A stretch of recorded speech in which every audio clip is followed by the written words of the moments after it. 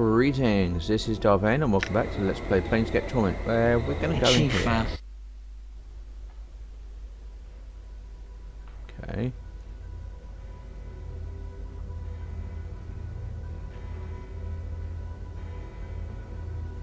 Before you is a well-dressed elderly lady in a gown of peach-coloured and golden threads.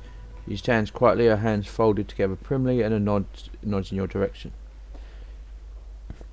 It is then you notice that she has no pupils, or eyes are entirely white. Greetings, sir. I am Yavanna. Welcome to my Galleria.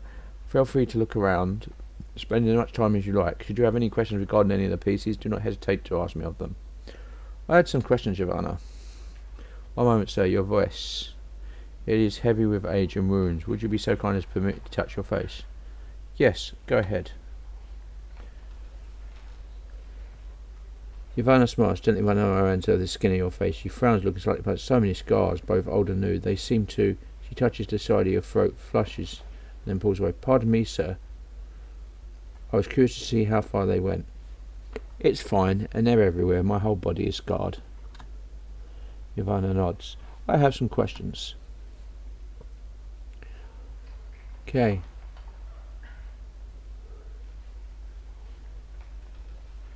Can you see, Yavanna? I cannot see, but only because I do not wish to. In time I will allow my vision to return so that I can re-experience the contents of my Galleria with the benefit of new, fresh eyes. Another question. What is this place? Well, it's the Galleria of the Plains. She smiles and gestures around her. These pieces have been bought from far and wide. Some I sell, some I keep, all I display at one time or another. Please enjoy them, and again, should you have any questions regarding any of the pieces, do not hesitate to ask me. Okay. What is of interest here? I'm afraid I do not go far from beyond my Galleria, and I cannot help you with this matter. You might try and ask someone else. Where could I find work here? I'm afraid... Yep.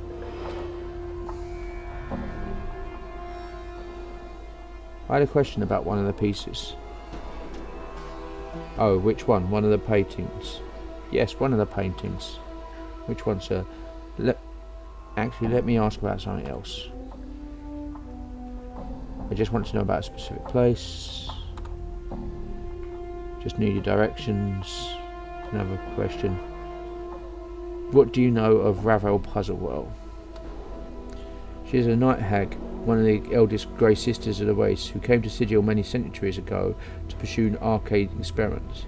It was believed that these experiments were against the lady's will, and that Ravel was thus banished from Sigil, imprisoned within one of the lady's maidens on the ethereal where her body rests this very day. Go on. Ravel was said to have been a master of riddles and puzzles, but it was believed that one riddle, the one question in particular, was said to have plagued the ancient night hag. What can change the nature of a man? Ooh, go on. She issued a challenge to anyone who were interested. She promised to instruct anyone who came to her in the craft, if only they could answer that question to her satisfaction. If they could not, they consented to be her next meal. Many died coveting the Ravel's teachings, and it is believed that until her final hours in Sigil, Ravel never discovered the answer to her question. Go on. Ravel's crime was believed to be some means of trying to shatter the cage, trying to crack open Sigil itself for some unknown reason. Yavanna sighed. This is all I know of her. That is all I wish to know. Farewell. Okay. Animated bloody iron chain, coiling and uncoiling upon itself. The chain itself seems to bend and weave like the spine of a snake. The small packet read, a curtain's animated chain from jangling Hitler. Let's touch the chain. Chain slightly warm to the touch, as if it were. You notice various barbs, tiny hooks, needles, and other bits are welded along the chain's length. Leave. Okay. The painting shows what looks to be an infinitely long stream of bilious green gas stretching off into the darkness. The horizon of a blasted rocky plain can be seen in the lower right-hand corner of the painting. One is given the impression that the head of the green cloud is rearing to strike down upon it. Placard reads, "Hazards off at the consumption of Nagar." Leave. This painting, an abstract work of greens and purples, writhes and ripples as it is watched. Closer examination reveals that the actual painted image is changing rather than the canvas itself. The placard states, "Moments glance from the walls of mock humour." Let's touch the painting. Place your hand upon the painting, and as you suspect, it is not that the canvas is physically moving, but the painted image itself is changing. Okay, let's go and have a look then. Painting of tall black cliffs against a blood-red sky. There looks to be figures hiding amongst the crags and the cliffs, but whenever you squint at the painting to try and make them out, the image fades into nothing. Placard reads, "Outland Raiders."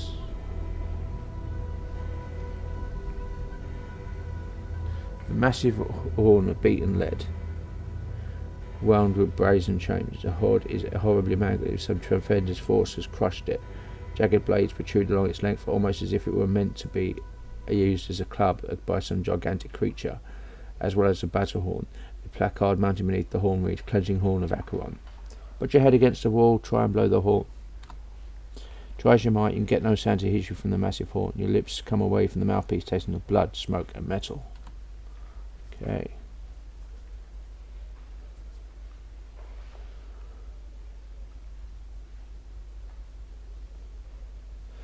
Brilliant ruby statue stands on this pedestal carved in the image of a ring humanoid. The creature is either demonic or angelic in nature, but it's difficult to tell which because it reflects the light in the galleria strangely. There's no placard indicating what exactly the statuette is. Let's leave.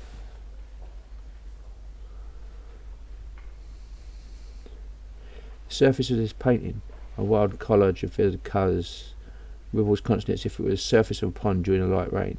Placard reads, "Wave Motion Study 7." You place your palm against the canvas. You cannot feel the ripples themselves. A cool tingling sensation passes through your hand at first contact.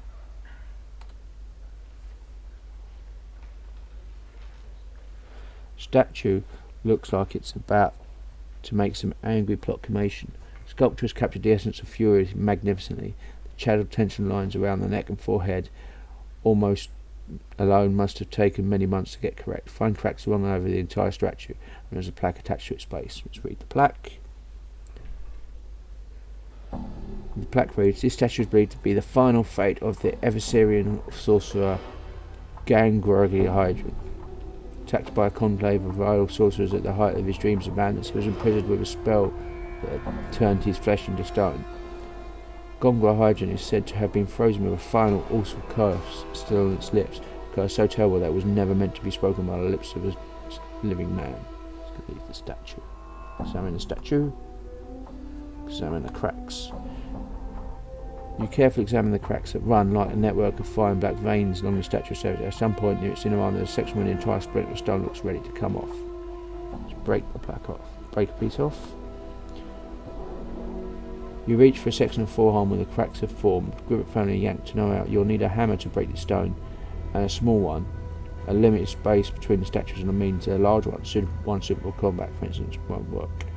Okay, let's leave the statue.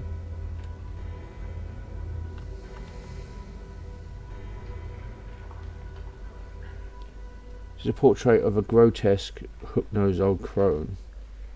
The hag's flesh is a sickly blue-grey colour, and her eyes glow like red in the embers of dying fire. Her chin, long and sharp, juts forward in extreme underbite. Two yellowed canines protrude upwards from her lower jaw, and like small tusks. The smile upon her withered, purplish lips speaks of a terrible secret. The placard reads, "Grey Hag of Oinos."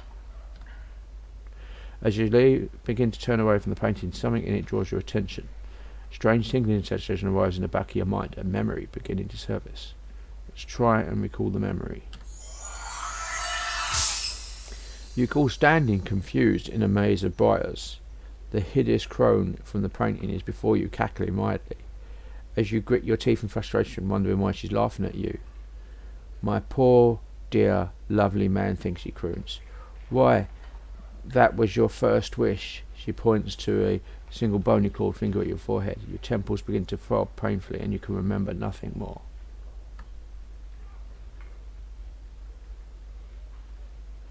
This looks like a subterranean landscape, a massive cavern filled with colourful, faintly luminescent giant fungi. The placard reads, "Val beneath Clandegin." Okay.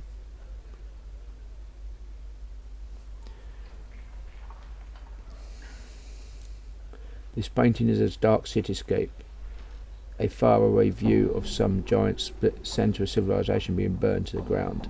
The streets of the place are empty, however, absent of soldiers, refugees and even corpses. A placard reads, "The Folly of Udo." I'm gone.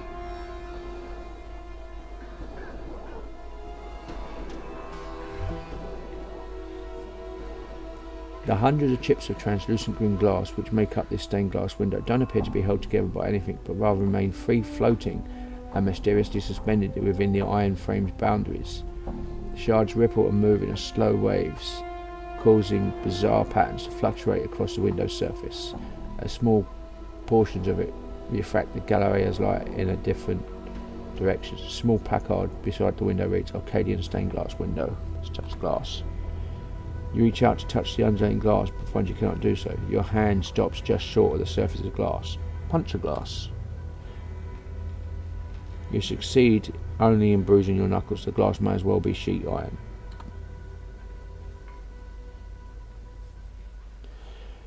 This painting shows an enormous granite keep, a hideous thing, long and low, covered in leering gargoyles, suspended in what looks like the night sky. A cloud of crimson and violet vapour swirls in the background along the right side of the painting. A placard reads simply, "The Library." Done. This painting depicts a shore scene with a wide reddish orange sun setting behind a peninsula or a large jetty. This scene, though unoriginal, is breathtaking. The play of the fading light across the water is captured perfectly. Staring at the painted sun for any length of time makes your eyes ache. Placard reads, "Surface of Phalasia."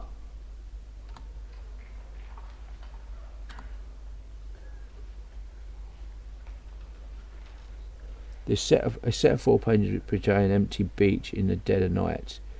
The air around the ebb smells slightly of brain, and the painted sea seems to ebb and flow across the darkened shore. A placard reads, "Curashiran Shoreline." Let's sniff at the painting. The surface of the painting smells strongly of sea air. Let's touch it. You place your hand on the painting, not knowing quite what to expect, but it's merely the texture of painted canvas you feel beneath your fingertips. Several shards of black crystal ice swirl within a freezing wind of this ornate pedestal gives forth. Each shard looks razor sharp. Touching or grabbing one would be perilous. Placard on the pedestal reads, "Dark Birds of Arcanthus." Let's touch one. As you try and read out to tap one, your finger enters the icy wind that rises from the pedestal. Instantly, a coat of numbing frost forms around your finger, causing you to momentarily draw one. Place your finger back in and touch one. You thrust your finger into the solid, numbing wind. Unbeknownst to you, your forefinger freezes solid. As one of the black shards spins into it, your fingertip breaks up with a sharp crack and goes skidding across the gallery floor. The dark icy birds remain in their whirling orbit as you wait for your fingertip to grow back. Leave. Hope no one saw that. That's funny. That's funny. So we've had a look. Let's ask about the pieces.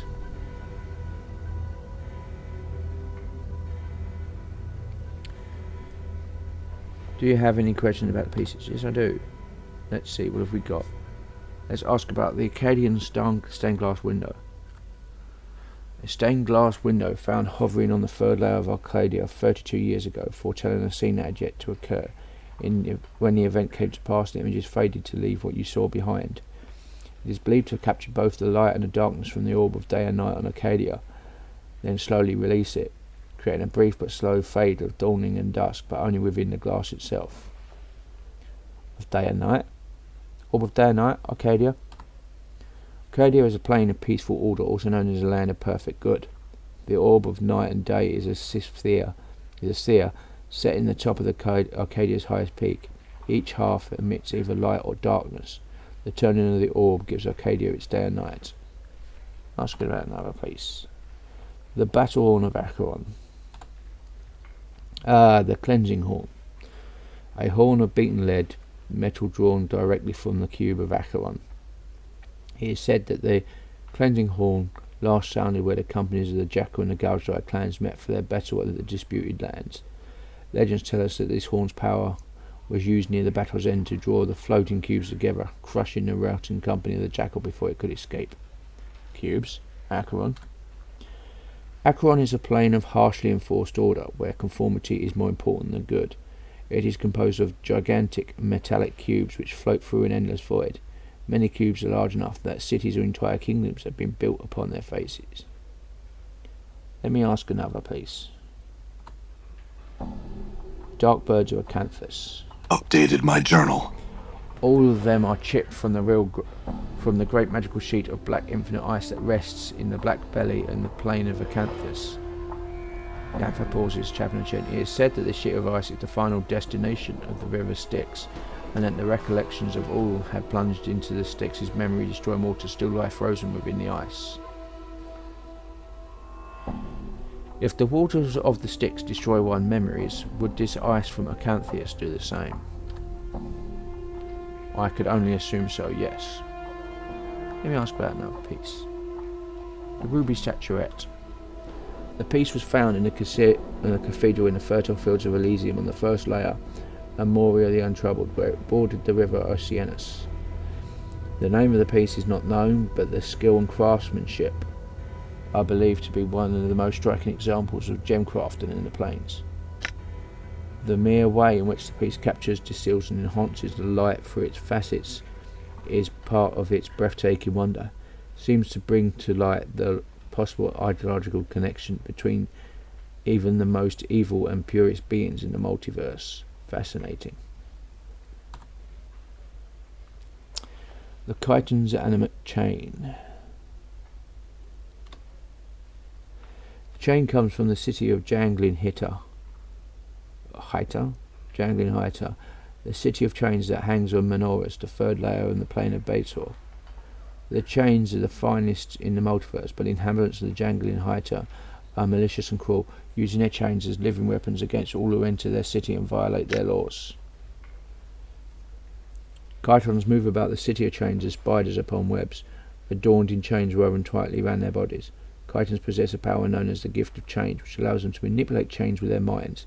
It is believed that Margalare's chain was animated during a battle in which the Chiton controlling the chain was slain with a cursed hammer. Its life essence then passing into the chain itself. Okay. Statue of the Screaming Man. Statue of is believed not to be the final fate. Statue is believed not to be the final fate of Ephesiran sorcerer Gangroedron. Tapped by a conclave of vile sorcerers at the height of his dream madness, he was imprisoned with a spell that turned his flesh to stone. Gadra is said to have been frozen with a final awful curse still upon his lips, a curse so terrible that was never meant to be spoken by the lips of man. Said that the fury of the curse is enough to blister the flesh from the bones of those that heard it, and that it could even shatter the stones themselves. I'll ask about another piece. About one of the paintings. Let's see, what have we got? These are the paintings. Well, that's a lot of paintings. Karavusum Shoreline.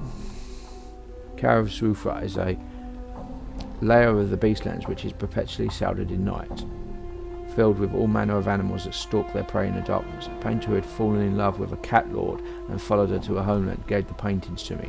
Never did he reveal to me the secrets of their construction. Okay. Outland Raiders. An interesting piece, yes. The painter managed the most interesting effect with the forms and the cliff shadows. The woman who brought me this piece told me she found it in an abandoned camp on the Outlands. The original painter was never found. Presumably, they were slain by the same raiders whose image they captured in the painting. Okay. Hazoth at the consumption of Nagar. This painting is a copy from the wall on one of the great gatehouses. Sigil's large asylum, cell walls.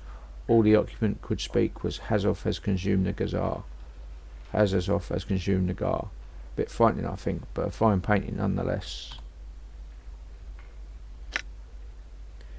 Surface of Phalasia. Phalasia is a sea in which the Oceanus which winds through most of the plain of Elysium begins and ends. The piece was painted by one of the many island's inhabitants. The library. I know little about this piece. It simply arrived on the doorstep of my galleria one day, swathed in black cloth and labelled "From the Citadel." One knowledgeable patron hypothesized that it might be some great sorcerer's fortress suspended within a demo plane with their own creation. Okay. 6. The Folly of Voodoo. This painting illustrates one of the legends of the prime world Goa. Odo was a wizard king of such skill and power that he set to cast a spell that would turn himself into a power, and the people of his great nation into divine servants. With the spell's completion, lightning crashed down around Odo's palace, setting it ablaze, and before the thunder had died away, the city was empty, not a living thing to be found. Over 70,000 people vanished without a trace in a heartbeat. No one knows the fate of Odo or his people. Foul beneath Clangedding.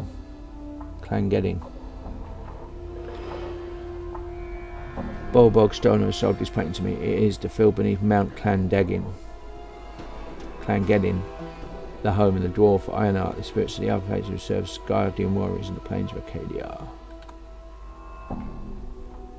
Clangedding is the home of the dwarven deities. Grey Hag of Onos. This is said to be a portrait of Razzle Puzzlewell, This is said to be a portrait of Razzle Puzzlewell, most likely the most evil egg to ever terrorise the Grey Waste and beyond. What do you know of Razzle Puzzlewell? Okay. She is art specific piece. Yes, one of the paintings. C. 9. Wave Motion Study 7. A young man whose name I do not know sold me this piece. It was one of several he had, but the others had already had owners, or so he said. I'd like to have possessed the entire collection, but alas, it often seems things are not meant to be. Okay. Moment's glass from the walls of Makima. Makima is a Gezere fortress which floats in the plane of Limbo. The moment's glance is painted by a chaos scholar Dai, who remembers everything she sees with perfect clarity when she is not stricken with madness. Okay. That's all I wish to know. Okay. Done. Where's the exit? There? There. Okay.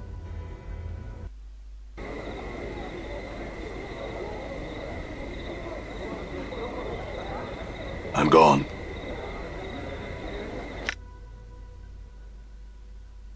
The apothecary.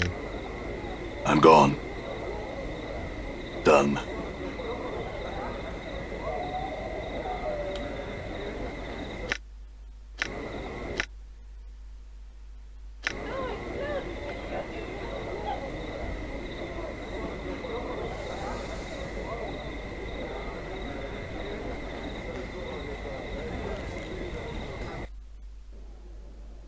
I'm gone. All right.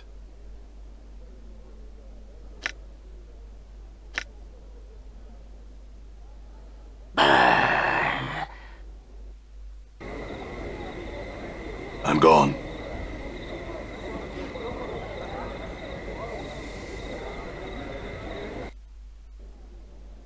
I'm gone.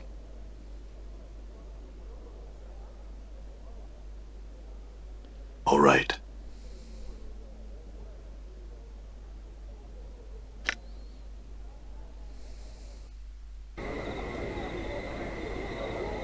Yeah, well, we've still got that scroll to deal with. Done.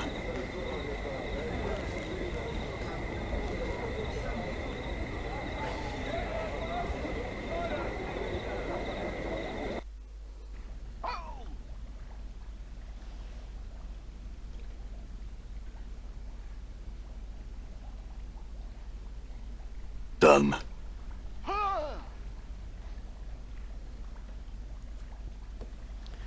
See a wall-eyed fellow whose skin seems to writhe and ripple across his entire body. He is smacking his chipped lips with a blotched tongue as you watched our right eye moves independently of the left, focusing on you. A second later, the left one flicks and looks your way, then reverts to its original position. The right eye blinks. A strange gurgling comes from his throat. Greetings. The man gives a lopsided grin and points to himself with his right thumb. Pestle, I am called the Geek Alchemist. He points to himself as this time he was left in the name's Kiln. You be needing something. Are you alright? I am. His throat convulses for a moment and then relaxes. A large green glowing puddle suddenly bursts on the side of his neck. Something you be needing, sir? Grok, his throat clenches again and a wave of quivering flesh swallows the blistering green pustule back beneath his skin for his throat. It coughs violently for a moment and then seems to relax. Phew! May I ask what happened to you? The left eye rolls up in exasperation and rush while I look askance. Too much to drink. Too much of what, though? Potions I drank. Too many potions. His mouth slides down beneath his chin. His left nostril forms another one. The most I ever drank, that's for certain. Of polymorphine they were and brewed in limbo. Anything I can do and help? The man's eyes turn inwards to look at each other, then back at you. I don't know. He shudders, his mouth below his chin. The one his nostril formed. This sort of thing happens quite often. We seem to help, but we can't seem to help but scumble the stock. If you find a way to help, the two of us would be grateful, sir. I had another question. Mouth curls downward with a frown. Shakes. Working the stockroom all day, I do. Suddenly a third eye pops over the bridge of his nose and the left. I speak only of the store, sir. That said, the skin of his face seems to eat the new eye and the left one returns to its old location. Very well then. Okay.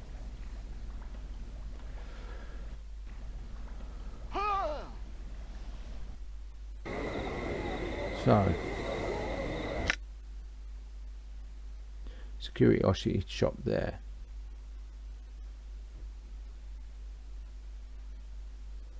That's the brothel we've inspected last. That's the tailor, we've done that. Okay. All right.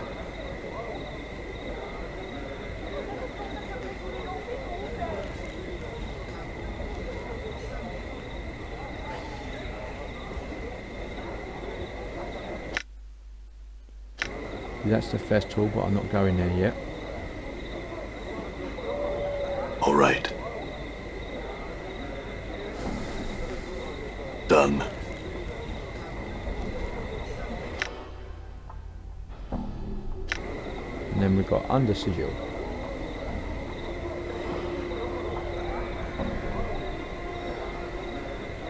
It's I'm basically gone. a place to go and bash some monsters. All right.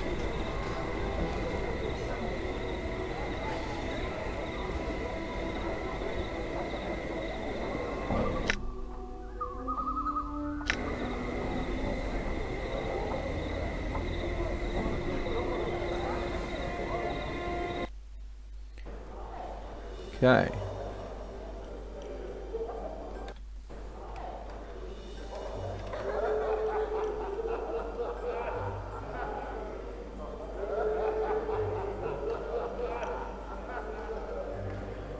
Kindly looking older man turns your approach with nods politely. Greetings, something I may help you with? Yes, I have some questions. Certainly, go ahead.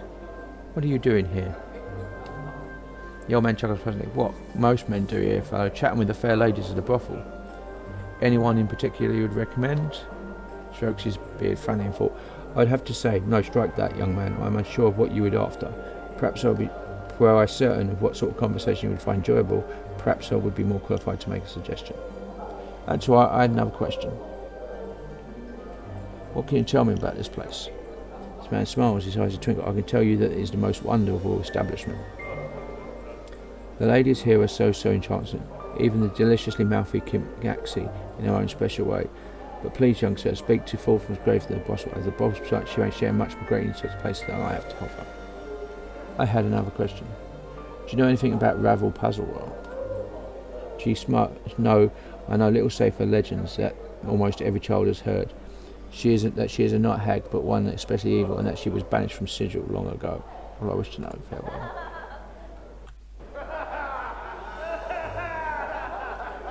I must rest. Before you is a stunning golden-haired woman dressed in azure violet dress with two long, elegant rings draped across her shoulders. She is surveying the room with a slight smile. She is easily the most beautiful woman you have ever seen. Greetings. Well met, traveller. How may I help you? The woman turns slightly as you address her. She takes you and then she nods slightly. You notice her eyes are azure, the exact same colour as her dress. She reaches up to stray a black lock of golden hair. How may I help you? Who are you? Updated my journal. I am called Fall from Grace. She studied you for a moment. You are new to Sigil. You are not. No, I suspect I have been here for quite some time, actually. Fall from Grace rises no doubt. Indeed.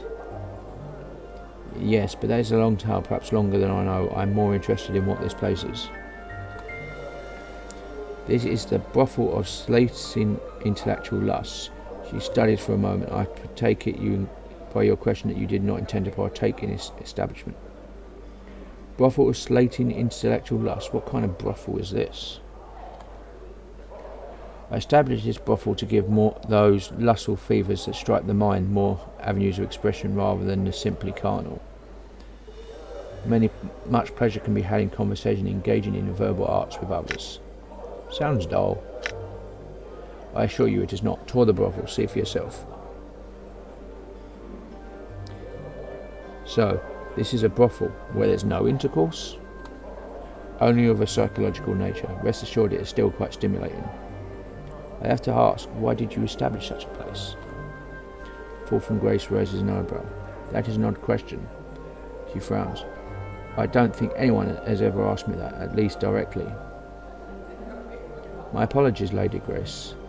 I didn't mean to be so direct. I was merely curious. Oh, no apologies are necessary. I'm more than happy to discuss the reasons with you if you wish. I would like to hear them, yes. Part of the answer to your question requires that you know that I'm a member of the Society of Sensation. Our faction believes that one should experience as much of the multiverse as possible. And that is why you established this place? This brothel is intended to slate the lusts of even the hardened intellectual.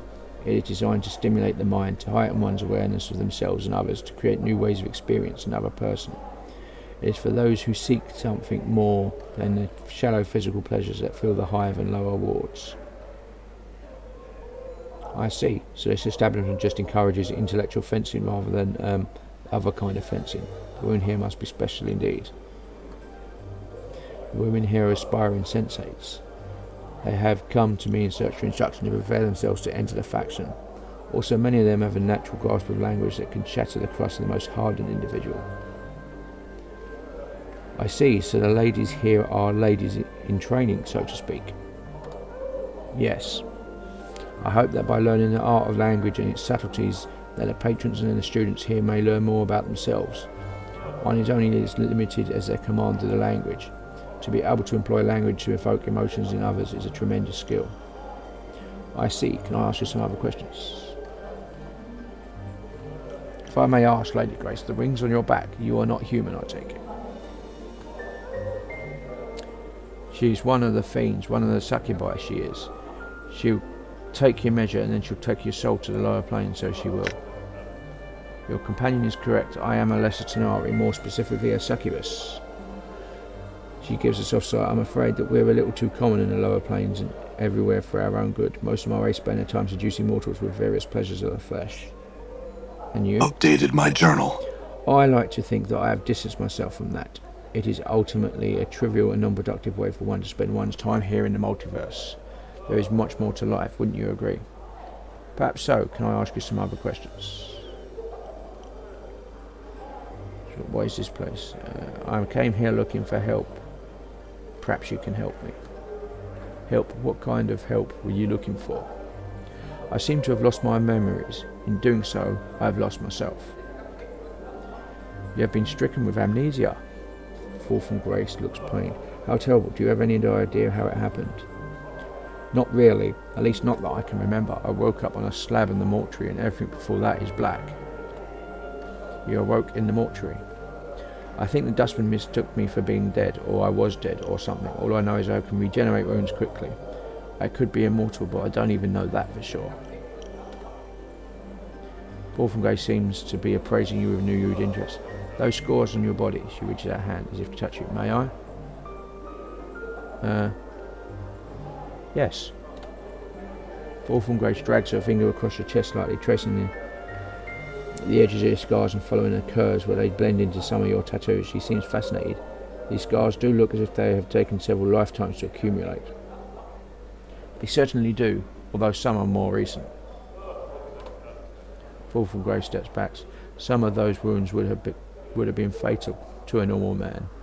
She taps her chin, thinking, what do you intend to do now? I need to get my memories back and my life back. I intend to scour the plains and search sites so I can piece together who I am and what has brought me to this state.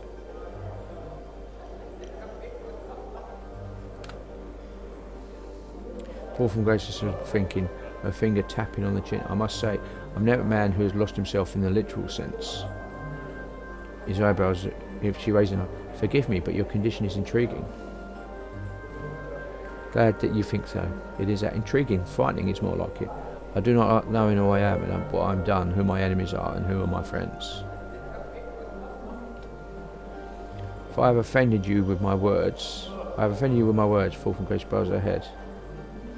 I give my apology if you will have it. Apology accepted. Orphan Grace nods. If it will help you to you're welcome to tour the brothel. Several of our students are well versed in verbal arts. Maybe some of them will be able to rekindle your memories. I may do that. Can I ask some questions first? Updated my journal. Okay. Have you ever heard of a night hag named Ravel? I am familiar with the name. Orphan Grace pauses for a moment. Rumours cluster thickly about that name and tend to most counter as myth, but I suspect that she did exist, and she made quite an impression in the cage during her stay here. She looks puzzled. Why do you ask? I intend to seek her out. Grace raises an I truly find myself compelled to ask why. I need information that she has. Is this information available from nowhere else? I suspect that only Ravel possesses the knowledge I need. Updated my journal. Grace rests her hand lightly on her arm. Consider this, if Ravel does indeed exist, then she is extremely powerful and cunning. A fraction of the stories of activities are true, and she is a creature that has discovered new meanings of evil. To search for her is not a quest to be undertaken lightly. I realise that. Do you know anything else about Ravel? She was said to be one of the hags of the Grey Waste, and that she was believed to possess powers and a cunning far beyond those of her sisters. She came to Sigil long ago. In addition to the evil she committed during her stay, rumour has it that her actions threatened the cage itself. Now she primarily exists only as fiction, a figure in child's stories. Imagine the Lady of Pain dealt with her as all threats to Sigil are dealt with. Is there anyone else who might know about her? Updated my journal. Someone in the Fest Hall may know of her. What is the Grey Waste? Updated my journal. It is a blighted plain that lies effectively between Baldur and the Abyss. It is frequently a battleground and a blood war. Do you know what happened to Ravel? Ravel was likely sent to a maze, one of the ladies' prisons. Mazes? What are those? Updated my journal. Grace places her hands together, thumbs and fingers touching, forming a rough circle. The lady is said to have the power to take pieces of sigil. Watching surprise, a ghostly image of Grace's little finger pulls itself up from the hand, floats in the air, curling into a small circle, and make a maze. Go on. That small ghostly circle floats in the air and then begins slowly rotating. The piece of sigil she takes holds the prisoner, where there is no escaping being mazed. It can happen at any time while walking down the street, through a door. She claps her hand, and then you are somewhere else. Inside the ghostly circle, you can suddenly see a flicker of movement like someone walking inside. Go on. Grace continues, the tiny maze reflected in her eyes. It is said there's a portal that leads out of each maze, but they are difficult to find. Perhaps they are left here to give the prisoner hope. Perhaps they are in truth left in to torture the prisoner. The ghostly maze dissolve. Perhaps it is both. Alright, can I ask you some questions? Would you like to join me on my travels? Anna stiffens and start muttering under breath. Who's to say she'll be coming with us? We don't need the likes of her, so we don't. Morte, bar that thing, Lynn. Morte clicks his teeth. I'm all for the succubus coming with us. The powers know you're about as fun as passing a cow trot through your bowels.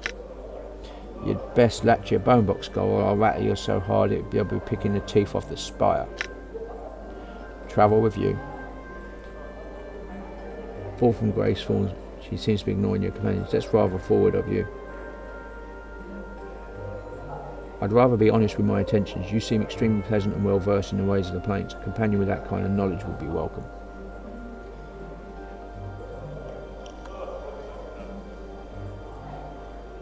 Hey, wait, just a minute. I'm the one well versed in plains. That's my job, Chief. Having two people knowledgeable about plains in our band seemed pretty smart to me. Besides, I said pleasant too, Morte. Pleasant on the eyes, maybe. Looks to me like all some chit has to do is show a little skin and you'll sign her right up, Morte Violence. Not that I mind that really, I just thought I'd mention it. Noted, Morte. Look, Lady Grace, excuse me if I'm being too forward, but would you care to travel with us? I appreciate your candour. I shall counter with some of my own. Why should I travel with you?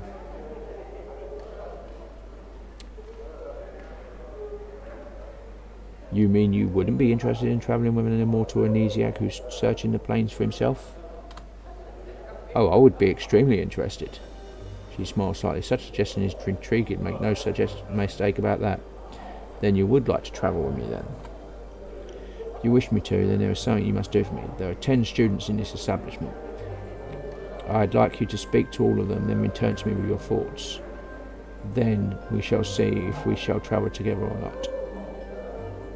I'll go speak to them, then I'll return when I've spoken to all of them. Updated my journal. Okay. So. Right. We need to set up Kip now. I'm going to do something I haven't done for a while. I'm going to leave it here and read some journal entries and stuff. So let's go. What have we got? Anna Dacon. We've got Fall from Grace. That's a lovely picture of her.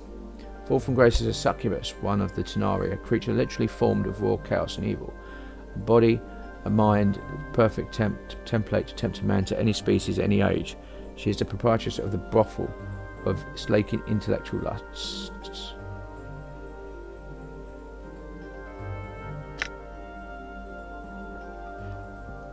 Azamar, tieflings opposite Mumba are children of Celestial, inhabitants of the upper planes. And they carry a goodness in their very flesh. Some of them turn away from their heritage. They are generally paragons of virtue. One shouldn't trust them without reserve. Okay.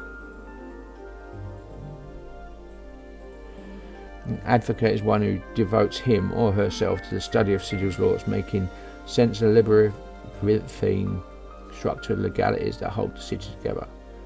They can represent a person in a court of law, draw up legacies, also called wills, and perform other tasks that marks one's citizenship in society.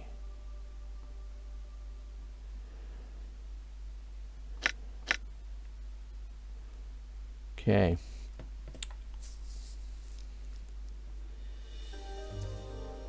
Corax metal. Huge iron golem labour away in the mysterious siege tower in the middle of Sigil. Corax metal is metal given life with an urge towards destruction. In immense size, and its goal seems to be the creation of weaponry.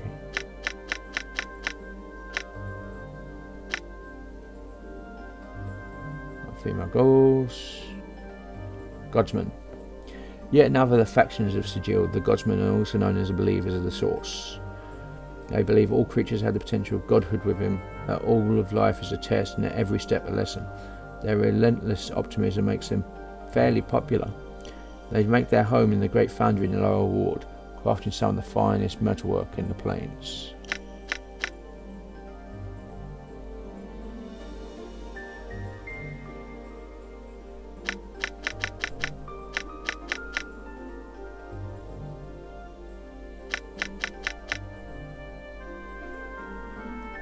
The shadows of power, effeminate Effeminate wraiths who draw themselves up from the ground quietly. They strike without warning, then seem to be more bloodhound than warrior.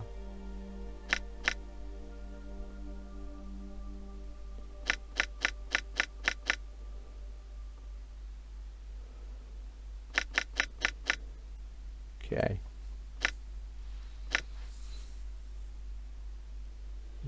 Split pestle and clear. Yep. Quick curse. Sell a companion to slavery. Don't know if I want to do that. Second message. We haven't done that one. Turn into his body. Speak to the 10 students and find the night hag. Okay. Let's have a look. Where have we started? There's a lot to read.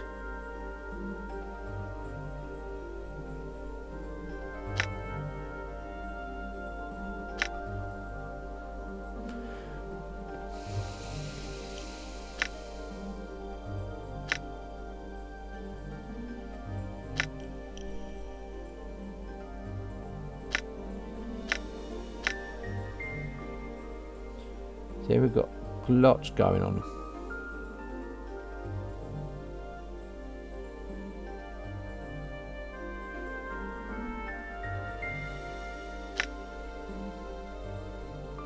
Okay.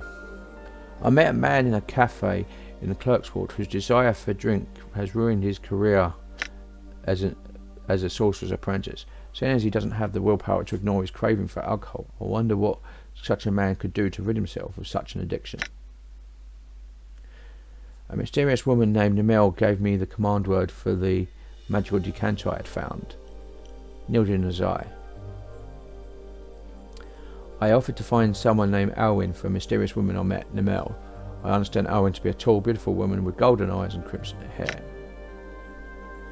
Abel Ponderfort explained to me that the Society of Sensation is one of the most prominent of Sigil's 15 factions. They hold the belief that the true secrets of the multiverse can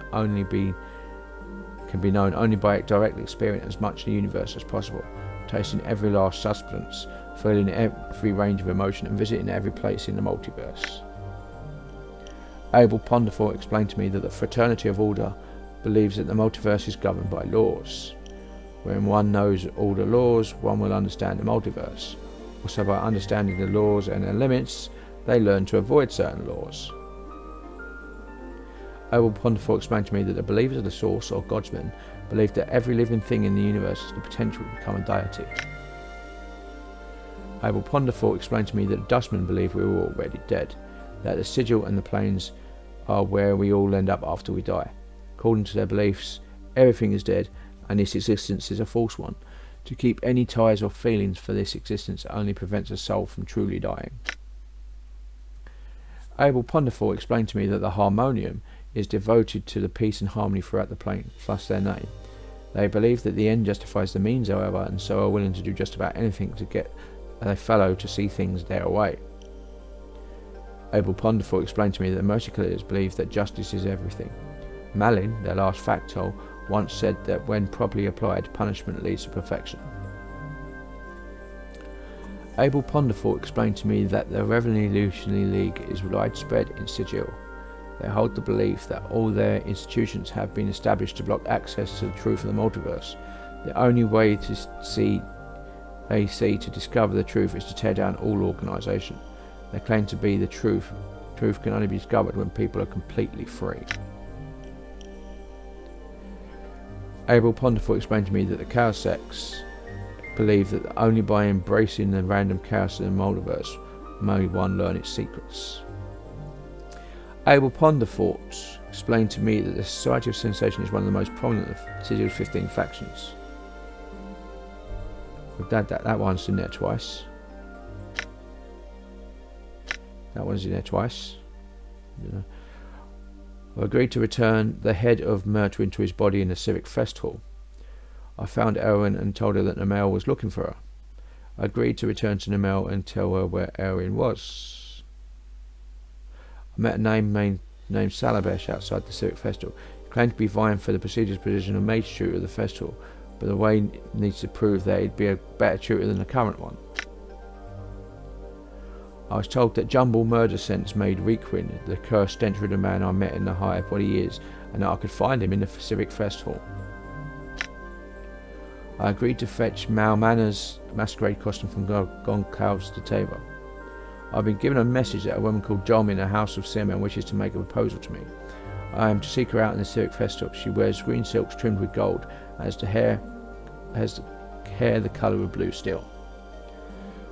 I found Namel. I've rewarded her. I've told Namel I've found her friend Elwyn for her. She rewarded me with Magical Kiss, which increased my maximum hit points by 3. Ignis taught me some of his knowledge of the art by snapping off my finger, burning the flesh from it, and then giving it back to me. He seems to think I know what to do with it. In suffering through the ordeal, I think I did some permanent damage to my health, though my resistance to fire has increased. Despite the ordeal, my finger seems to be growing back, so it shouldn't impair my fighting or spellcasting abilities. Ignis taught me some of his knowledge of the art by burning off my hand, scattering the flesh from it, and then giving it back to me. Seems to think I know what to do with it. In suffering through the ordeal, I think I did some permanent damage to my health, though my resistance to fire has increased. Despite the ordeal, my hand seems to be growing back, so it shouldn't impair my fighting or spellcasting abilities.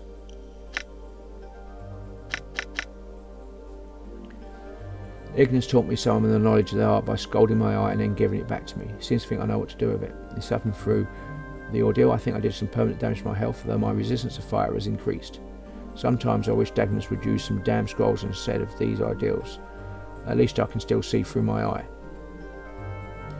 Ignis taught me some of my knowledge of the art by charming my intestines and then giving them back to me.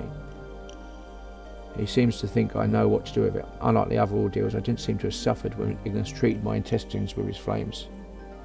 Ignis claims I am his master, the one who taught him the art. He says it's the only reason he obeys me.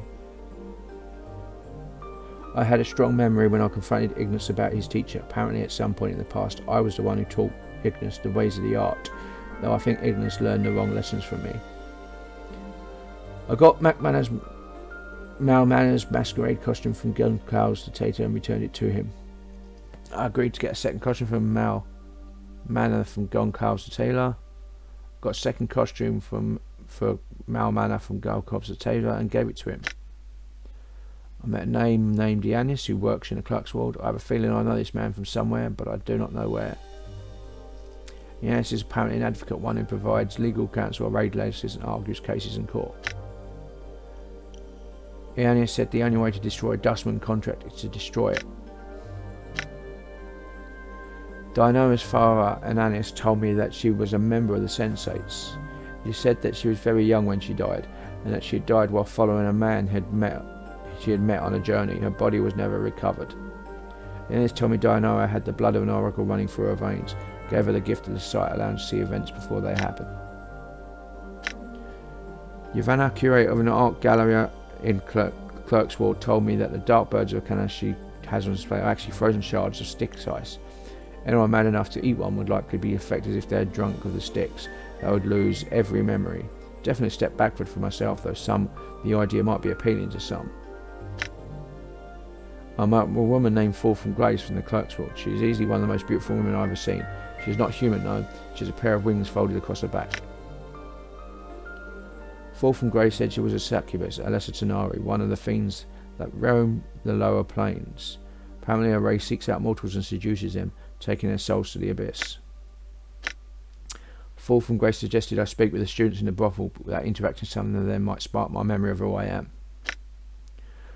Fall from Grace warned me about Revel. She said if even a few of the stories about the Night Hag are true, she is perhaps one of the most evilest and most powerful Night Hags who ever walked the plains. Fall from Grace said Revel is a Night Hag, one of the Grey Sisters that roam the Grey Waste. She possesses powers far beyond those of her sisters, and she came to Sigil long ago. During a stage she upset the Lady of Plain and was punished. Fall from Grace said someone in the Civic Festival might know more about Revel. Fall from Grace said Revel was imprisoned one of the Lady of Plain's maidens. I convinced Fall from Grace to become a companion on one condition. I have to speak to all 10 of the students in the brothel, then return to her with my thoughts. Okay. So, I am going to leave it here.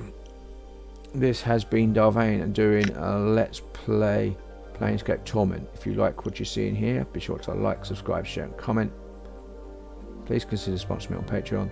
And until next time, goodbye.